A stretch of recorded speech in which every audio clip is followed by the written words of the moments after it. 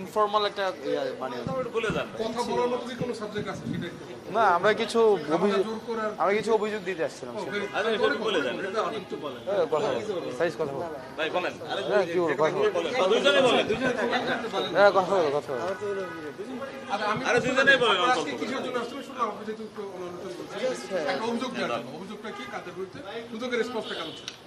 কিছু অভিযোগ জানাইতে আসছিলাম, কিছু অভিযোগ দিতে আসছিলাম। না, এগুলা হচ্ছে এখনো পর্যন্ত কনফিডেন্সিয়াল, তো এগুলা জানা যাবে, মিডিয়াতে আসবে। দেখা যাক না, এগুলা বললাম তো কনফিডেন্সিয়াল। আমি যদি বলি তাহলে এটা আবার তারা ওই মানুষগুলো হচ্ছে তাদের জায়গা থেকে সচেতন হয়ে যাবে, তৎপর হয়ে যাবে। না না, দুদকের বিরুদ্ধে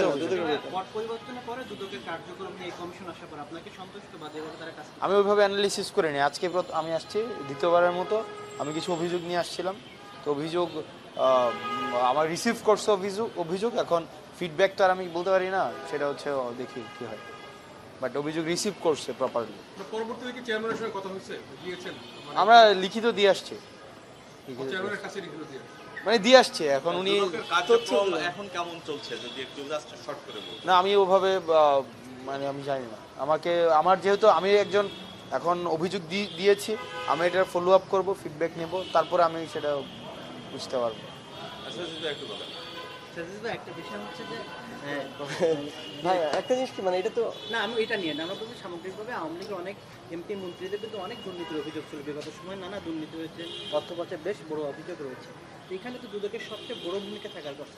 সেই জায়গাতে দুদকের কাছে আপনাদের প্রত্যাশার জায়গাটাকে আর কেমন দেখছেন, সেই প্রত্যাশার জায়গাটা? না, আমরা তো আমাদের জায়গা থেকে এটা সবসময় প্রত্যাশা করি, এই দুদককে ব্যবহার করেই কিন্তু মানে অনেককে সাম্রাজ্য তৈরি করতে সহযোগিতা করা হয়েছে একদম কালো টাকার। আবার অনেক ভালো মানুষকে এটার মধ্যে দিয়ে বছরের পর বছর ধরে ভোগান্তিতে রাখা হয়েছে, অস্বস্তিতে রাখা হয়েছে।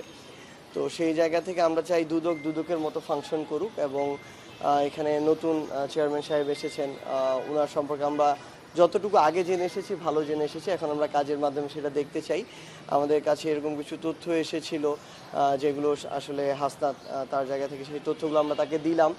কারণ এটা খুব স্বাভাবিকভাবেই আমাদের কাছে যদি এমন কোনো তথ্য আসে যে তথ্যগুলো আমাদের মানে কিছু মানুষ আবার হচ্ছে তাদের জায়গা থেকে বেশ কিছু যদি কিছু করে আমাদের জায়গা থেকে কোনো মানুষকে বিব্রতকর পরিস্থিতিতে ফেলতে চায়, ভালো মানুষগুলোকে আবার অস্বস্তিতে ফেলতে চায়, কিংবা খারাপ মানুষগুলো পার পেয়ে যেতে চায়, এইগুলো তো আমরা আর চাই না। সেই জায়গা থেকে আমাদের কাছে কিছু তথ্য ছিল, আমরা এগুলো দিয়েছি। আমরা সেই ফলো আপগুলো এখান থেকে নেব। না না, এটা আমাদের ব্যক্তিকেন্দ্রিক না, এটা আরও হচ্ছে মানে ব্যক্তিকেন্দ্রিকের মধ্যে সীমাবদ্ধ না, একটু বড়। তো এটা হতে পারে প্রতিষ্ঠান কেন্দ্রিক বা আরও অন্যান্য এরিয়া কেন্দ্রিক কিছু বিষয়গুলো হচ্ছে, যেগুলো আমরা এখন প্রত্যাশা করি না। তো সেই বিষয়গুলো সম্পর্কে যে তথ্যগুলো এসেছিলো এগুলো উপস্থাপন করতে এসেছিলাম। Thank you.